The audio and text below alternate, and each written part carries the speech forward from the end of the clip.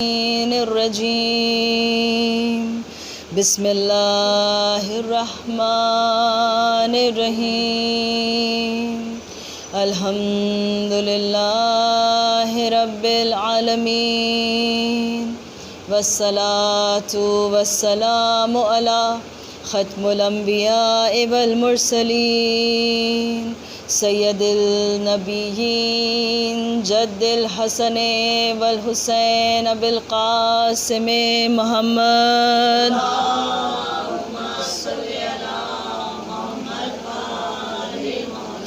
وأهل بيته الطيبين الطاهرين المعصومين المظلومين ولعنة الله على أعدائهم أجمعين أما بعد فقد قال الله تعالى في كتابه الحكيم والقرآن المجيد بسم الله الرحمن الرحيم إن الدين عند الله الإسلام صدق الله العلي العظيم صلوات على محمد وآل محمد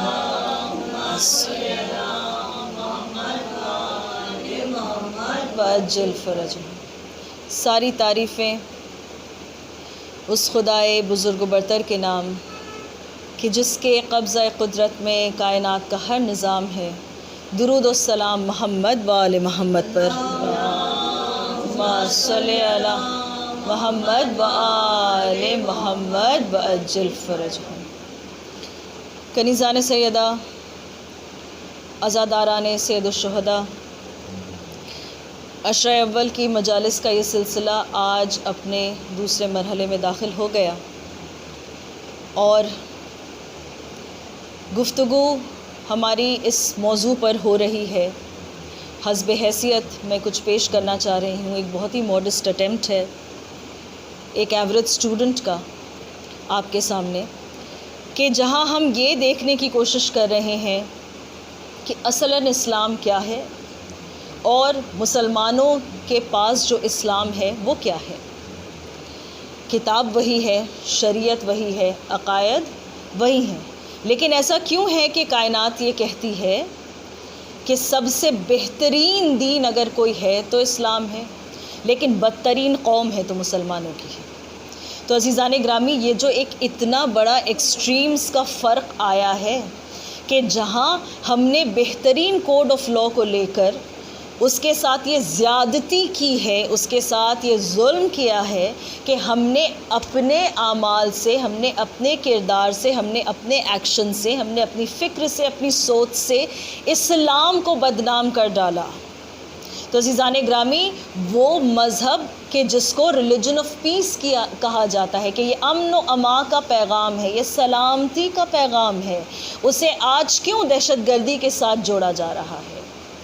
تو دونوں باتیں عزیزان گرامی، ایک تو یہ کہ دشمن نے ہمیشہ یہ کوشش کی کہ مذہب کو ڈیمونائز کیا جائے، آپ کو ہمیشہ درندگی کے جامے میں دنیا کے سامنے پیش کیا جائے، اور دوسری وجہ کیا ہے جو زیادہ افسوسناک ہے، وہ یہ ہے کہ ہم نے خود اتنے موقع دے رکھے ہیں، ہم نے خود اتنے موقع دے رکھے ہیں۔ عزیزان گرامی، اسلام کبھی بھی انتہا پسندی کو پسند نہیں کرتا، انتہا پسندی یعنی ایکسٹریمزم کو کبھی بھی پسند نہیں کرتا۔ اسلام نہیں کہتا کہ آپ حد پار کر کے کوئی کام کریں، حتیٰ یہ کہ عبادت بھی اگر آپ حد سے زیادہ کر رہے ہیں تو اس کا مطلب یہ ہے کہ آپ نے کوئی ضروری فریضہ چھوڑا ہے۔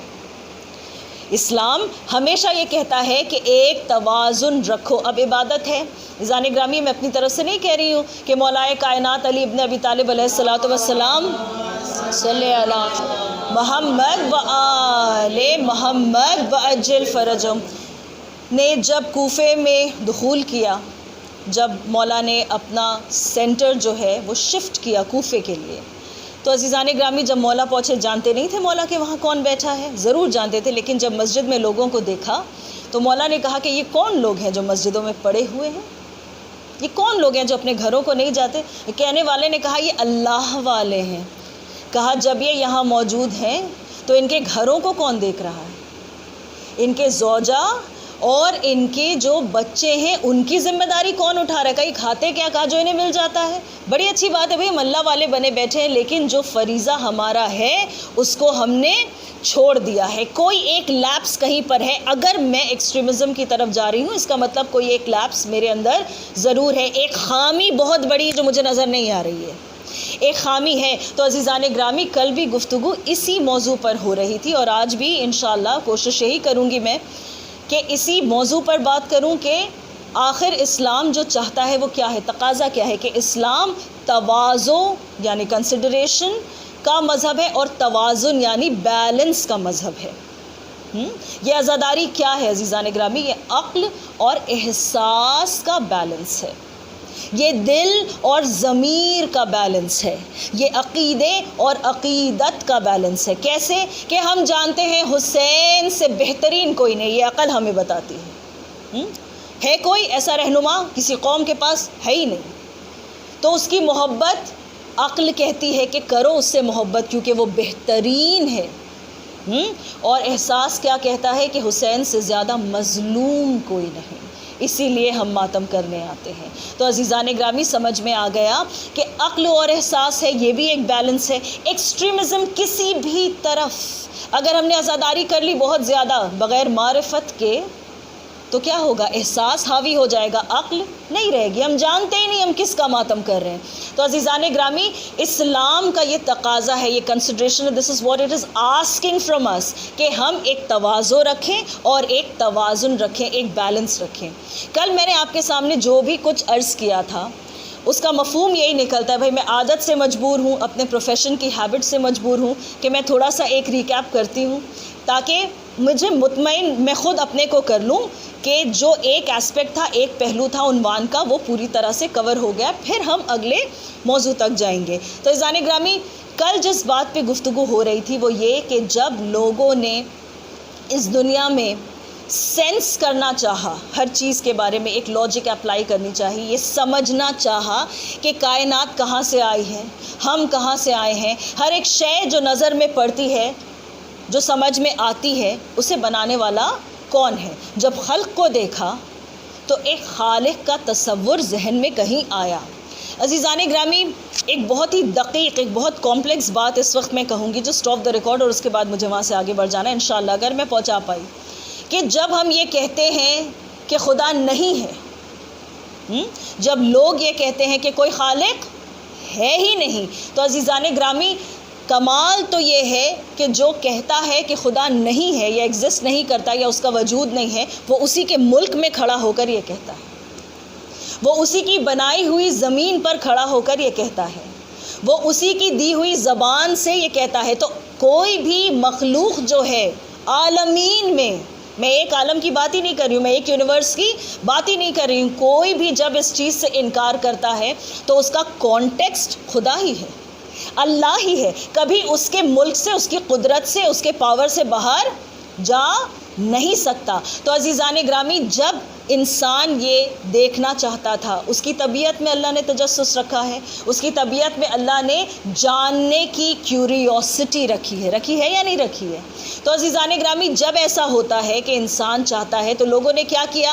ہمیں دو نتیجے ملے اس کے، ایک گروپ وہ تھا کہ جس نے بڑھا دیا معاملے کو، اور ایک وہ تھا جس نے گھٹا دیا، افراط کر دیا یا تفریط کر دی۔ تو عزیزان گرامی، جنہوں نے افراط کیا انہوں نے کیا کیا کہ ٹھوکر میں آئے پتھر کو پوجا، سامنے کھڑے درخت کو پوجا، ہر چیز قابل عبادت ہو گئی سوائے اس کے کہ جو ان چیزوں کا بنانے والا تھا، اور جس بنانے والے نے انسان کو اشرف المخلوقات بنا کر اس کائنات میں بھیجا تھا، اور ہر چیز کو اس کے سبارڈینیٹ کر کے بھیجا تھا کہ اس کے تصرف میں آئے، وہ ہر چیز اس کے لیے قابل احترام ہو گئی، انسانیت کا احترام ختم ہو گیا، انسانیت کا احترام ختم ہو گیا، یعنی جو ہائرارکی دی تھی اللہ نے کہ اوپر کون ہے، پھر اس کے بعد کون ہے، پھر اس کے بعد ہے، وہ الٹ گئی، یہ قسمت پھوٹی انسانیت کی۔ اور جن لوگوں نے تفریط کی انہوں نے کہا کہ کوئی خدا ہی نہیں ہے۔ بھائی کیوں کہا؟ اس لیے کہ اگر خدا کا اقرار کر لیں گے، اگر مان لیں گے کہ کوئی خالق ہے، تو پھر اس کا احسان ماننا پڑے گا، اسے محسن مان لیں گے، تو پھر جب دیکھیں گے کہ اس نے کیا نعمتیں دی ہیں تو اسے منعم ماننا پڑے گا کہ یہ نعمتیں دینے والا ہے، پھر پابندی ہو جائے گی۔ پھر پابندی ہو جائے گی، ہوگی یا نہیں ہوگی؟ یا آپ بہت خاموش ہیں، ایک درود پڑھ دیں مل کر، اللہم صلی علی وآل محمد وعجل فرجہم۔ پھر پابندی ہو جائے گی، تو سرے سے جب ہمیں کسی چیز کا انکار ہی کر دینا ہے تو ہم کہیں کہ معاذ اللہ اللہ ہے ہی نہیں، کوئی خالق ہی نہیں، کوئی مالک ہی نہیں، بس ہم آ گئے ہیں اور چلے گئے ہیں۔ تو عزیزان گرامی، جنہوں نے افراط کیا وہ تو عبادت کرتے رہے ہر چیز کی، لیکن جنہوں نے گھٹایا اب وہ کیسے جسٹیفائی کریں اس چیز کو؟ انہوں نے کہا کہ دیکھو ایک بات ہے، دیکھیں ایک حربہ ہے کفر کے پاس، گھٹانے والے، تفریط کرنے والے کفر کے پاس ایک حربہ ہے، ایک ویپن ہے، وہ کیا ہے؟ وہ کہتے ہیں ہر چیز ہے ایک اتفاق، ہے کہ نہیں ہے؟ کہتے ہیں کہ ہر چیز ایک اتفاق ہے۔ بھائی کائنات اتفاق سے بن گئی، ایک دن اتفاق ہوا زمین بن گئی، ایک دن اتفاق ہوا آسمان بن گیا، ایک دن اتفاق ہوا تو سورج میں توانائی آ گئی، ایک دن اتفاق ہوا تو بارش ہو گئی، ایک دن اتفاق ہوا تو ہم پیدا ہو گئے، ایک دن اتفاق ہوگا تو ہم مر جائیں گے۔ تو سمجھ میں یہ آیا کہ جب کمال کا انکار کرنا ہو، جب کسی کی خوبی کا انکار کرنا ہو، بھائی یہ طبیعت میں ہے انسان کے بھی، کہ جب کسی کی خوبی کا انکار ہمیں کرنا ہوتا ہے تو ہم کہتے ہیں کہ بھائی اتفاق ہے، اتفاق ہے، کچھ اچھا کسی نے کر دیا اتفاق ہے، کچھ برا ہم نے کر دیا اتفاق ہے۔ ایسا ہے یا نہیں؟ ایک درود پڑھیں مل کر، صلی علی محمد وآل محمد وعجل فرجہم۔ دو چیزیں ہم نے سیکھی ایک کلمے لا الہ الا اللہ سے، وہ کیا کہ جب لا الہ الا اللہ کا یہ ٹیلسمان، یہ طلسمات جب آیا انسانیت کے پاس اور حضرت آدم علیہ السلام لے کر آئے، تو عزیزان گرامی توحید کا پیغام اللہ کے ہر نبی نے دیا، اور کہا کس سے؟ کہ جو نہیں مانتے تھے کسی خدا کو، ان سے کہا کہ دیکھو ایک خدا ہے، اور جو سب کو خدا مانتے تھے وہ کہا، ان سے کہا کہ صرف ایک ہی خدا ہے، صرف ایک ہی خدا ہے۔ تو ایک کلمے سے کفر کے دو حربے زیر ہوئے۔ عزیزان گرامی، ایک پرنسپل گائیڈنگ ہمیں مل گیا۔ اسلام کا جو بنیادی کلمہ ہے وہ کیا ہے؟ لا الہ الا اللہ، پہلے ہر کسی کا انکار، پھر اللہ کا اقرار۔ تو عزیزان گرامی، اللہ نے ہمیں پہلے ہی سکھلا دیا، پہلے ہی بتا دیا کہ دیکھو گائیڈنگ پرنسپل اپنے ذہن میں یہ بٹھا لو کہ جب تمہارے پاس آپشنز بہت زیادہ ہوں، جب تمہارے پاس انتخاب کرنے کے لیے بہت ساری چوائسز موجود ہوں، تو اس میں سے ہر نااہل کو ہٹا کر جو سب سے اہل ہے، جو سب سے لائق ہے، جو سب سے بہترین ہے، بس اس کو چن لینا۔ اب ہم سے نہ پوچھو کہ ہم کیوں علی علی کرتے ہیں، ایک درود پڑھیں مل کر،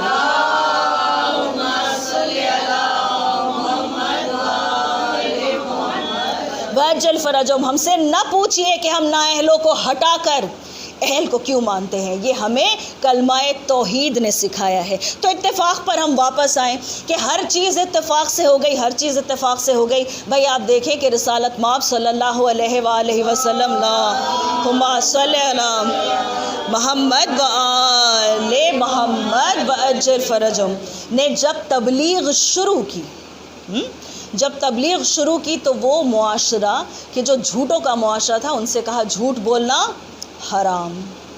جن کے دولت اس چیز سے بنی تھی کہ بس میں ممبر کی عفت کا خیال کرتے ہوئے نہیں بولتی، لیکن ان سے کہا کہ زنا حرام، کہا دوسرے کا مال لوٹنا حرام، سود خوری کرنا حرام، بت پرستی حرام، جوا حرام، شراب حرام، ہر سوشل برائی کو۔ آج بھی جو لامذہب ہے وہ بھی یہ مانتے ہیں کہ امورالٹی، زنا غلط ہے، اڈلٹری غلط ہے، الکوہول غلط ہے، گیمبلنگ غلط ہے، یہ ہمیشہ رہے گی، کیونکہ یہ انسان کے سماج میں رہنے اور اس کی عافیت کے خلاف ہے۔ لیکن عزیزان گرامی، ایسے معاشرے سے یہ کہنا عین شجاعت ہے، یہ بہت بہادری کا کام ہے کہ جا کر کہا کہ سنو یہ سب جو تم کرتے ہو یہ سب غلط ہے، بند مت کرو، مت کرو، یہ سب غلط ہے۔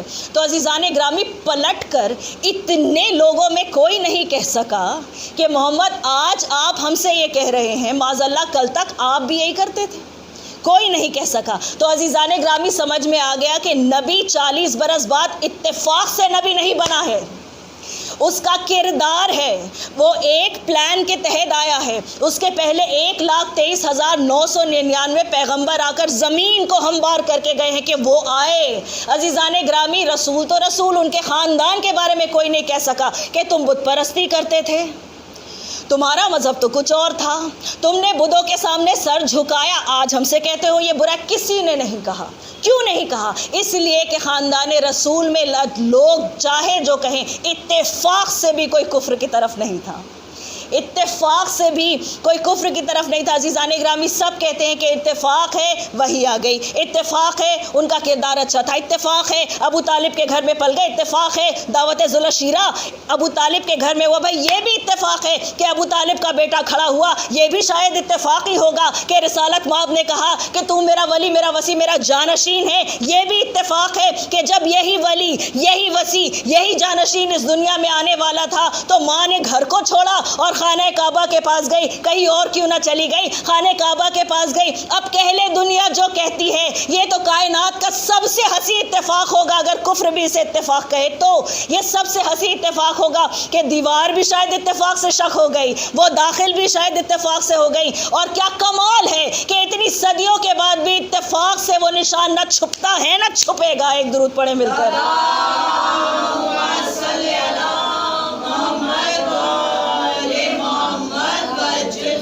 اتفاق ہے وہ حربہ کہ جو کفر نے استعمال کیا۔ پہلا گائیڈنگ پرنسپل ہمیں کیا ملا کلمہ توحید سے؟ کہ ہر نااہل کو ہٹاؤ اور جو اہل ہے، لائق ہے، اسے مانو۔ ہر کمتر کو ہٹا دو، ہر عیبی کو ہٹا دو، جو لا ریب ہے، بے عیب ہے، جو بہترین ہے، the best that you have، اس کو مانو، اس کو رکھو اپنی نظر میں۔ اپنا آئیڈیل بھی جب چنو تو کسی ایسے کو چنو کہ جس کے اندر کوئی خامی نہ ہو، جس کے اندر کوئی خامی نہ ہو۔ دوسرا کیا ہمیں ملتا ہے؟ کفر کے مزاج سے ہمیں جو چیز ملتی ہے نا کہ ہر چیز کے کمال کا انکار، کسی کی خوبی کا انکار۔ بھائی کسی نے آپ کے سامنے بہت لذیذ کھانا پکا کر رکھا، آپ نے کہا کہ آپ نے تو آج اتنا اچھا کھانا بنایا کہ لگتا ہی نہیں کہ آپ نے بنایا۔ یہ زیادتی ہے، کرتے ہیں لوگ، چاہے مذاق سے ہی کرے، لیکن آپ نے کیا کیا؟ آپ نے اس کی خوبی کی اور اس کی محنت کا انکار کیا یا نہیں کیا؟ تو عزیزان گرامی، یہ کفر کا مزاج ہے، اس سے دور ہٹیے، اس سے برت اختیار کیجئے، اس سے دور ہٹیے۔ یہ کفر کا مزاج ہے کہ جب ہمیں کمال کا انکار کرنا ہو۔ بھائی کائنات کا انکار ہم نہیں کر سکتے، زمین کا انکار ہم نہیں کر سکتے، ہم سورج کا انکار نہیں کر سکتے۔ کیوں؟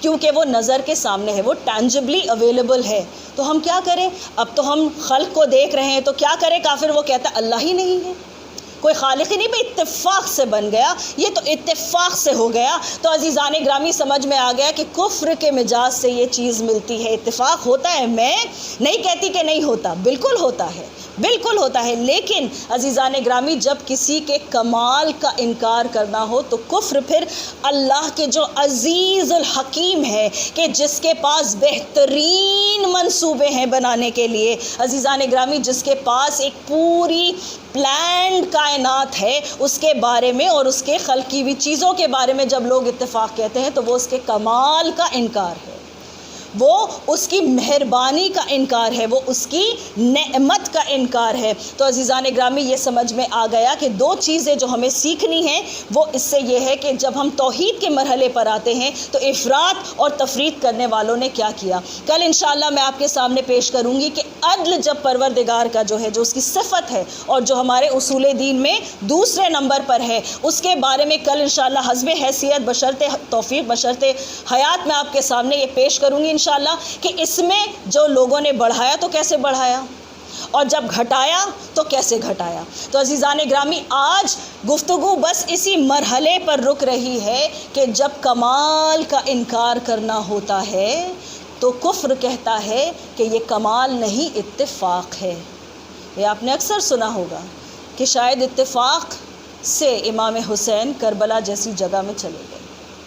آپ نے سنا ہوگا کہ بھائی وہ ایک جنگ تھی، وہ ایک حادثہ تھا۔ عزیزان گرامی اگر حادثہ ہوتا تو دنیا اس طرح یاد نہ کرتی، اگر محض ایک جنگ ہوتی تو دنیا اس طرح یاد نہ کرتی، اگر یہ اتفاق ہوتا تو یہ زندہ نہ رہتا، یہ تاریخ کو بدل کر نہیں رکھ دیتا۔ عزیزان گرامی، یہ کوئی حادثہ نہیں ہے، یہ کوئی جنگ نہیں۔ اگر جنگ ہوتی تو صرف علی کے بیٹے موجود ہوتے، علی کی بیٹیاں موجود نہیں ہوتی، صرف فاطمہ کے بیٹے موجود ہوتے، فاطمہ کی بیٹیاں موجود نہیں ہوتی۔ لیکن عزیزان گرامی، کربلا ایک انقلاب ہے، ایک انقلاب ہے کہ جہاں میرے مولا نے یہ دکھا دیا کہ دیکھو مرد اپنا کام کریں اور اس کے بعد اس پیغام کو میری بہنیں آگے بڑھائیں گی۔ عزیزان گرامی، یہ کیا ہے؟ یہ زندگی جینے کا سلیقہ میرے مولا نے دیا ہے۔ آپ کی آنکھیں چھلک گئی نا، یہی عقیدت کی نشانی ہے، یہی محبت اور مودت کی نشانی ہے۔ عزیزان گرامی، یہ محرم بڑا کٹھن محرم ہے۔ اس بار ایام عزا ایسے امتحان ہم سے لے رہی ہے اور لیں گے یہ ایام کہ ہم نہیں جانتے عزیزان گرامی کس قدر انسان ضبط کرے اس طلب کو کہ ہم ماتم کرنا چاہتے ہیں، لیکن یہ موسم وبا کسی طرح نہ ٹلتا ہے، نہ ہمیں یہ آزادی ملتی ہے۔ عزیزان گرامی، ہم کریں تو کیا کریں، بس یہ آنکھوں میں جو آنسو ہے نا، لے کر انہیں یہ دعا کیجئے عزیزان گرامی کہ پروردگار ہماری مدد کرے کہ ہم بہترین طریقے سے عزاداری کر سکیں۔ ہمیں مدد کی ضرورت ہے، ہمارے زمانے کا معصوم ہماری مدد کرے، ہمیں مدد کی ضرورت ہے۔ مولا ہماری امداد کو آئیے، اے مولا مشکل کشائی کیجئے ہماری کہ ہم عزاداری کر سکیں۔ عزیزان گرامی، کتنا دل تڑپتا ہے سوچ کر، کتنا دل تڑپتا ہے کہ کوئی زائر اس مرتبہ نہ عاشور پر وہاں موجود ہے، نہ اربعین پر وہاں موجود ہے۔ مولا، ہم اس ملک میں رہتے ہیں جو آپ کے روضے سے بہت دور ہے۔ مولا، ہم کیسے پہنچے آپ تک، ہم کیسے پہنچے آپ تک، کیسے اپنی قسمت ہم بنا لیں۔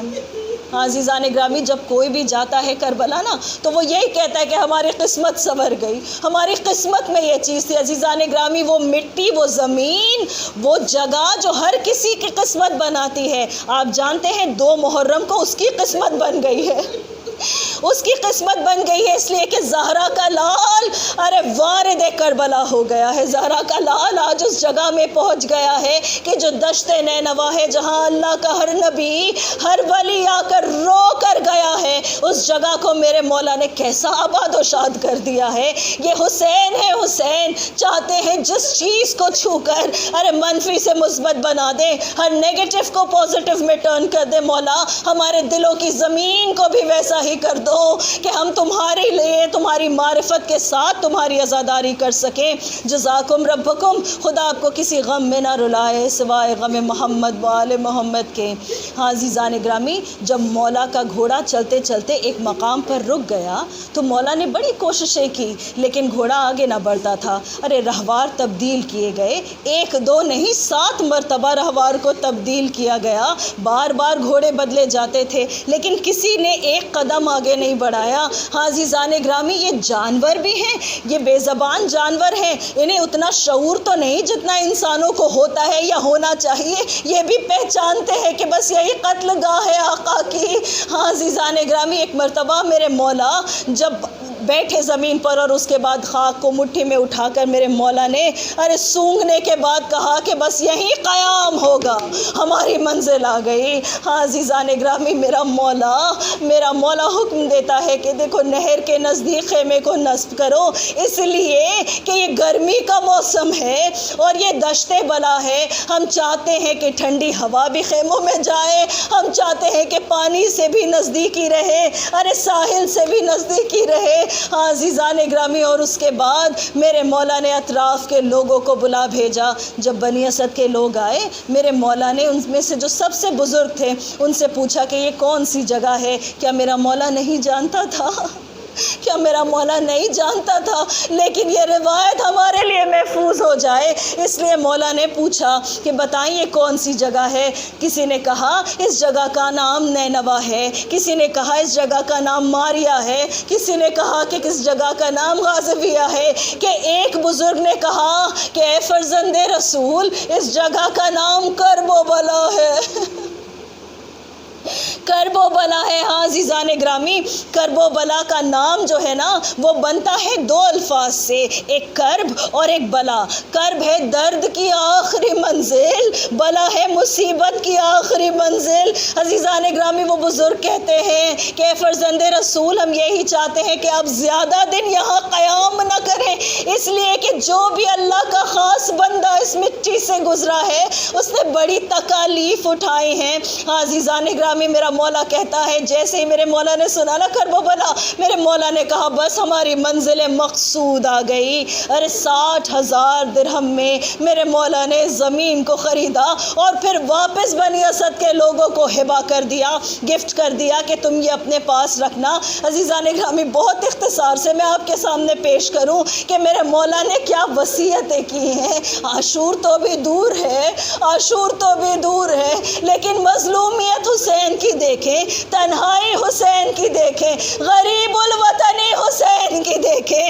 عزیزان گرامی، ایک مرتبہ مردوں سے مخاطب ہوئے میرے مولا اور کہتے ہیں کہ دیکھو ان قریب ہمیں قتل کر دیا جائے گا، ہماری لاشیں یہاں بے گور و کفن پڑی رہیں گی. ہم تم سے کہتے ہیں، میں فرزند رسول ہوں، میں حسین ابن علی ہوں، میں ابن زہرا ہوں، میں تم سے کہتا ہوں کہ تم ہماری لاشوں کو احترام کے ساتھ دفنا دینا. اس کے بعد میرے مولا نے خواتین کو مخاطب کیا، عورتوں سے میرا مولا کہتا ہے کہ دیکھو اگر تمہارے گھر کے مرد کسی وجہ سے خوف سے نہ آنے پائیں تو تم جب فرات پر پانی بھرنے آنا، ذرا ذرا ریت ہمارے بے گور جسموں پر ڈال دینا. اللہ اکبر، جس کی ٹھوکروں میں کائنات ہو اس کی مظلومیت کا یہ عالم ہے. عزیزان گرامی، اور اس کے بعد مظلومیت دیکھیں گے مولا کی کہ کیوں عزاداری میں ہم ننھے ننھے بچوں کو لے کر آتے ہیں، کیوں مرد بھی انوالوڈ ہیں، کیوں عورتیں بھی آتی ہیں. میرے مولا نے وصیت کی ہے نا، وصیت. بچوں سے کیا کہا میرے مولا نے کہ دیکھو اگر تمہارے والدین یہ کام نہ کرنا چاہیں یا نہ کر پائیں تو جب تم کھیلنے نکلنا، تو تھوڑی تھوڑی ریت آ کر بہانے سے ہمارے جسموں پر ڈال دینا تاکہ ہمارے جسم بے گور و کفن اس طرح سے نہ پڑے رہے. عزیزان گرامی، اور اس کے بعد جو وصیت میرے مولا نے کی، ہم کیسے بتائیں کیسے کہ یہ محبت کیسے دل میں گھر کرتی ہے. ہم کس کو سمجھانے جائیں کہ غم حسین کی شدت کیا چیز ہے کہ جس کے سامنے دنیا کی ہر خوشی حقیر لگتی ہے، ہر غم ہلکا لگتا ہے. عزیزان گرامی، میرے مولا نے 1400 برس پہلے غریب الوطنی میں، غربت کے عالم میں آپ کے لیے انتظام کیا، ہمارے لیے انتظام کیا. کیا کہا میرے مولا نے بنی اسد کے لوگوں سے کہ دیکھو یہ جو زمین میں نے تمہیں ہبہ کی ہے اس پر زراعت کرنا، تم اس پر کھیتی باڑی کرنا، اور جو کچھ آئے تمہارے پاس ذخیرہ، جب میرا روزہ یہاں بنے گا تو میرے زائرین آئیں گے، میری طرف سے 3 دن انہیں اپنا مہمان رکھنا. 3 دن کی بھوک و پیاس کے عالم میں شہید ہونے والے میرے کریم مولا، اتنا انتظام، اتنی محبت اپنے زائرین سے. عزیزان گرامی، میرے مولا نے الغرض جب ہبہ کر دی زمین اور یہ وصیتیں کر دی، ایک مرتبہ جناب زینب نے بس ایک جملہ، اور میں نے اسباب رحمت کو سمیٹا کہ جناب زینب نے کہا اماں فضا میرا ایک پیغام پہنچا دو، اماں فضا بھیا سے میرا ایک پیغام پہنچا دو. جب فضا آئی نا، جب ایک پیغام لے کر آئیں زینب کا، آنے کے بعد کہتی ہیں کہ اے میرے آقا زادے، اے میرے آقا زادے، میری شہزادی نے ایک پیغام بھیجا ہے. کہا کہیں اماں فضا، کہا زینب چاہتی ہیں کہ اس زمین پہ جو دلیل بنے گی اس میں علی اکبر کا نام لکھا ہو، اس پہ علی اکبر کا نام لکھا ہو. عجب نہیں کہ علی اکبر کا گھر اس جگہ میں بس جائے. اللہ نے کتنی ہوس ہے زینب کو، کتنی چاہت تمنا ہے زینب کو علی اکبر کے بیاہ کی. عزیزان گرامی، جب میرے مولا نے سنا نا، ایک مرتبہ سر کو جھکا لیا، پھر ایک ٹھنڈی آنکھ کھینچ کر اماں فضا کو دیکھ کر کہتے ہیں کہ اماں جا کر ان سے کہہ دیجئے کہ آقا زادے نے یہ جواب دیا ہے کہ زینب گھبرائیے نہیں، علی اکبر کو بھی ان کے حصے کی زمین ملے گی. بس ذہن اس طرف جاتا ہے کہ یہی